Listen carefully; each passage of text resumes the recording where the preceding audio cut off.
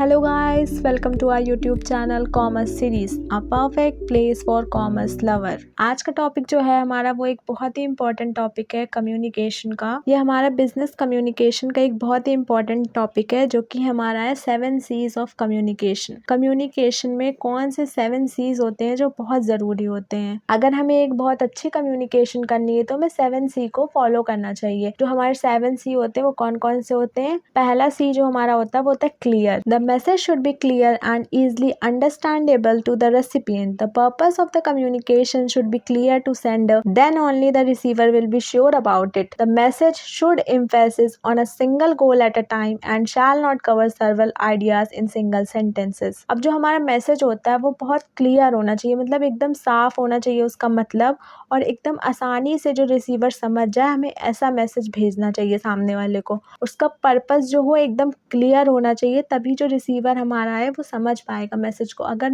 उसका पर्पस ही नहीं क्लियर है, हम लोग क्या बोल रहे हैं समझ में ही नहीं आ रहा है रिसीवर को, तो उसका कोई फ़ायदा नहीं है। और जो मैसेज हमारा है उसका एक सिंगल गोल होना चाहिए एक टाइम पे। जैसे हम किसी को बोल रहे हैं तो हमें एक बात ही बोलनी चाहिए, एक मैसेज एट अ टाइम देना चाहिए।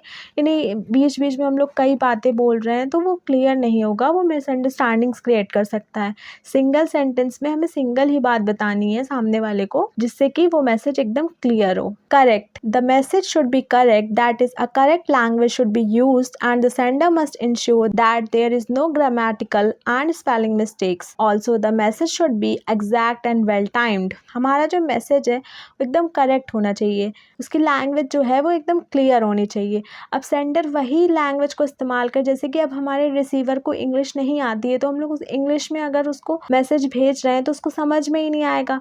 हमें उसी लैंग्वेज में मैसेज को भेजना चाहिए जो हमारे रिसीवर को आती है, जिससे कि लैंग्वेज की वजह से कोई प्रॉब्लम ना हो हमें मैसेज भेजने में। कोई भी मैसेज भेजने से पहले हम लोग उसको स्पेलिंग्स वगैरह को चेक कर लेना चाहिए ताकि कोई भी ग्रामेटिकल एरर्स ना हो सेंटेंसेस में। Also the message should be exact and well timed.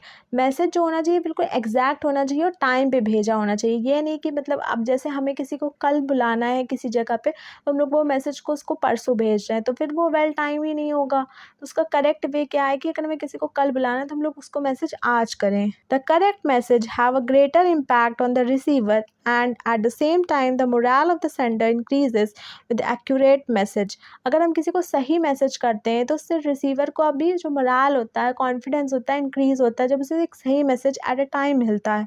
और जो सेंडर्स का है उसका भी कॉन्फिडेंस बढ़ जाता है क्योंकि वो एक सही मैसेज भेज रहा है रिसीवर को। Complete, the message should be complete, that is, it must include all the relevant information as required by the intent audience.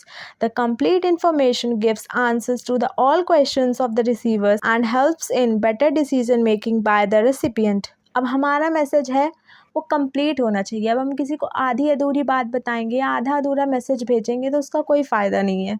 हमें ऐसा मैसेज भेजना चाहिए जिसमें पूरी कंप्लीट इन्फॉर्मेशन हो जो कि रिक्वायर्ड है ऑडियंस के। अब जैसे कि हमें किसी को कल बुलाना है किसी प्लेस पे तो हमें उसमें प्लेस भी लिखनी पड़ेगी, उसका एड्रेस, उसका टाइम, पूरा सब डिटेल्स लिखनी पड़ेंगी। अब हम किसी को सिर्फ ये बोल दें कि आपको हमसे कल मिलना है, कहाँ मिलना है, क्या है, तो वो इनकम्प्लीट मैसेज होगा हमारा। उसमें पूरी कंप्लीट डिटेल्स होनी चाहिए, तभी जो हमारा मैसेज होता है उसको कंप्लीट माना जाता है। और जब हम लोग रिसीवर्स को एक कंप्लीट इन्फॉर्मेशन प्रोवाइड करेंगे, अच्छे से इन्फॉर्मेशन देंगे उसको इन डिटेल, तभी उसका जो डिसीजन मेकिंग है वो भी अच्छा होगा। तब वो अच्छे से फैसला ले सकता है, जब उसके पास सारी डिटेल्स होंगी तो वो देख करके एक अच्छा फैसला ले पाएगा। Concrete, the communication should be concrete, which means the message should be clear and particularly such that no room for misinterpretation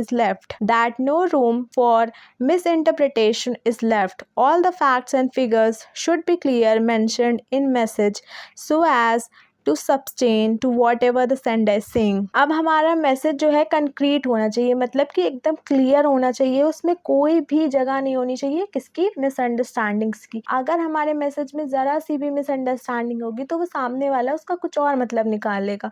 जो हमारे फैक्ट्स हैं, फिगर्स हैं, कुछ अगर नंबर हम लोग भेज रहे हैं तो वो अच्छे से हम लोग मतलब एकदम क्लियरली बोलें या क्लियरली सेंड करें, एक भी उसमें मिस्टेक्स, एक भी एरर नहीं होना चाहिए।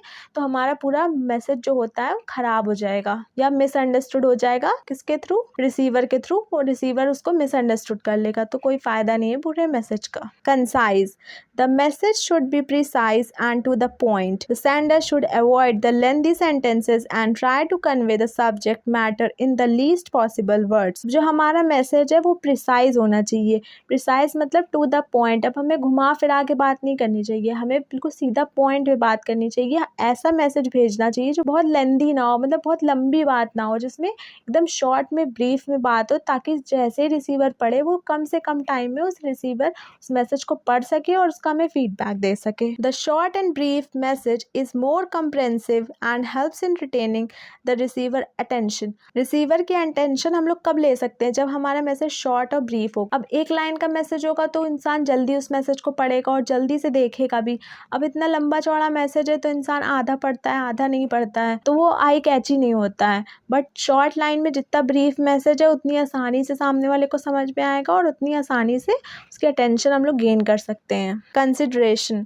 The sender must take into consideration the receiver's opinions, knowledge, mindset, background etcetera. In order to communicate the sender must relate to the target recipient and be involve. Consideration क्या होती है? Consideration वो सारी चीज़ें होती हैं. अब जैसे कि हमें अगर किसी से कम्युनिकेशन करनी है, मानिए किसी को हमें कोई प्रोडक्ट बेचना है, तो हम लोग उस बैकग्राउंड के लोगों से कोई एजुकेशनल कोर्स बेचना है तो हम लोग किससे बात करेंगे? स्टूडेंट से बात करेंगे. स्टूडेंट्स के माइंडसेट को, उनके बैकग्राउंड को, कि वो लोग किस फील्ड से हैं, कौन सा कोर्स कर रहे हैं, सब हम लोगों को अपने माइंड में रखना चाहिए. तब हम लोग उनसे कम्युनिकेट करेंगे तो एक प्रॉपर कम्युनिकेशन होगी हमारी. Courteous. It implies that the sender must take into consideration both the feelings and viewpoints of the receiver such that the message is positive and focused at the audience. The message should not be based and must include the terms that show respect for the recipient. अब sender को हमेशा ये ध्यान में रखना चाहिए कि सामने वाले की फीलिंग्स और व्यू पॉइंट्स अफेक्ट ना हो किसी भी मैसेज से. अगर उसकी फीलिंग्स अफेक्ट होगी, उसको बुरा भी लग सकता है, तो हमें सारी चीज़ें कम्युनिकेशन में ध्यान रखनी पड़ेगी. उसकी रिस्पेक्ट करते हुए हमें ऐसा मैसेज भेजना चाहिए जिससे उसकी मतलब रिस्पेक्ट भी ना कम हो, उसकी फीलिंग्स भी ना हर्ट हो. हमेशा जो हमारा मैसेज है वो एक पॉजिटिव फॉर्म में होना चाहिए. हमें नेगेटिव इम्पैक्ट नहीं देना है किसी के ऊपर, हमेशा एक पॉजिटिव इम्पैक्ट देना है हमें अपनी ऑडियंस को. तो आज के लिए बस इतना ही. मिलते हैं नेक्स्ट वीडियो पे. Thank you guys. Thanks for watching.